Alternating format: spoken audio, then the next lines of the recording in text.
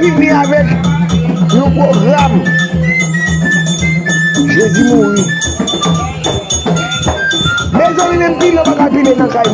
Et puis pile, on pile. Il y a été tout pour nous. Pas besoin d'où pour nous battre. Balé, mon battre balé dans la cour. Et pour balé, diabouiller. Peuple a couru derrière un bâton, rache, manchette. Pour deux choucos parce qu'on a ballon là. Jésus mourit, mon ballon doit baller.